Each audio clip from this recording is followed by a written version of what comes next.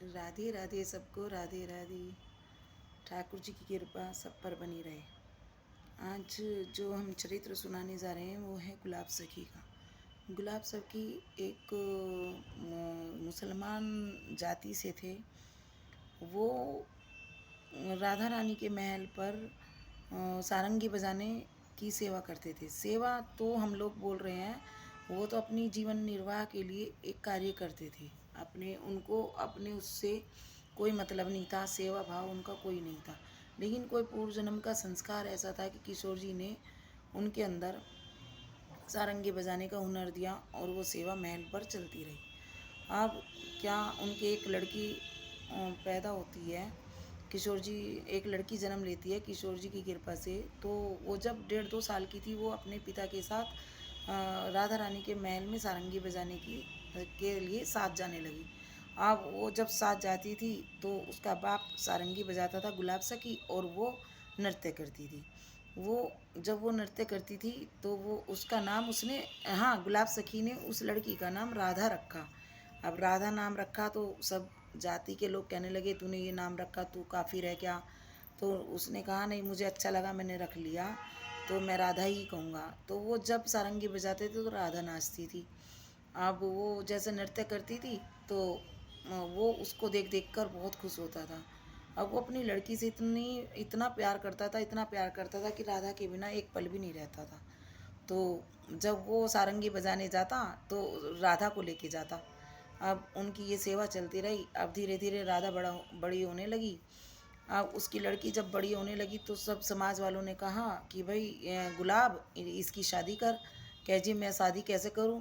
मेरे तो भाई मेरे पास कोई पैसे नहीं है, धेला नहीं है, जितना पैसा मुझे वहाँ से मिलता है मैं अपना जीवन निर्वाह कर लेता हूँ। गांव वालों ने और सब ने मिलकर उसकी लड़की की शादी का पैसा संग्रह करके उसकी शादी कर दी। अब वो जब राधा की शादी हो गई तो गुलाब अगले दिन महल पे किशोर जी के गया और सारंगी बजाने की सेवा करने लगा। लेकिन उसका ना तार जुड़ा ना कुछ, और राधा राधा करके वो परेशान होकर राधा राधा करके बीच में छोड़ के आ गया। अब उसका इतना मोह हो गया अपनी लड़की से कि हर टाइम राधा आ राधा आ राधा ऐसे करता रहे और उसे याद करता रहे।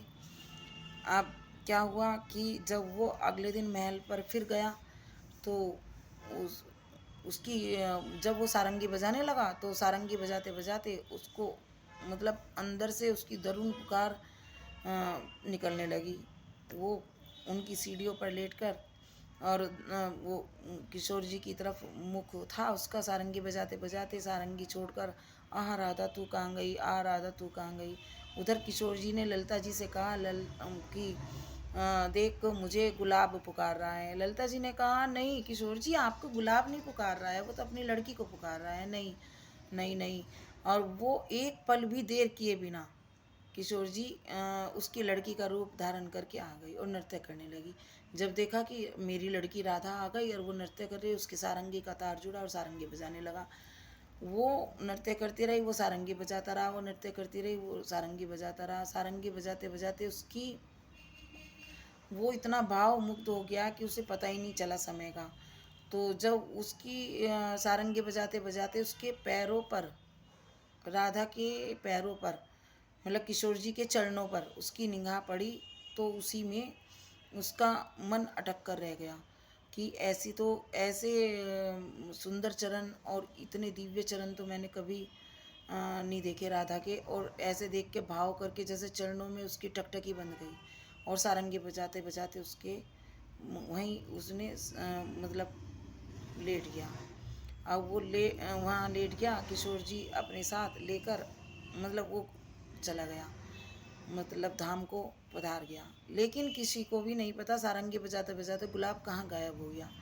अब गोसाई जी ने सोचा घर चला गया होगा, घर वाले सोच रहे हैं कि महल में सारंगी बजा रहा होगा। लेकिन ना गुलाब घर पहुंचा ना सारंगी महल में बजा रहा।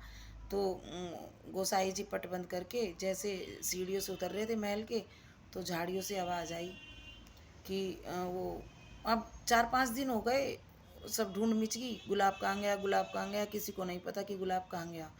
अब क्या हुआ, गोसाई जी एक दिन सीढ़ियों से उतर रहे थे तो झाड़ियों के पीछे से आवाज़ आई, गोसाई जी, गोसाई जी। उन्होंने ध्यान से देखा, अंधेरी रात थी। तो कहने लगे कौन? अगर मैं गुलाब। गुलाब तू यहाँ क्या कर रहा है भाई? और तेरी तो ढूंढ मची हुई है, सब जगह ढूंढ रहे हैं सब लोग, तू कहाँ है? तो उसने कहा कि मैं तो किशोर जी के सारंगी बजाने की सेवा करता हूँ, अभी अभी मैं शयन के बाद सारंगी सुना के आ रहा हूँ। किशोर जी को कहने के चल गुलाब पागल हो गया तू?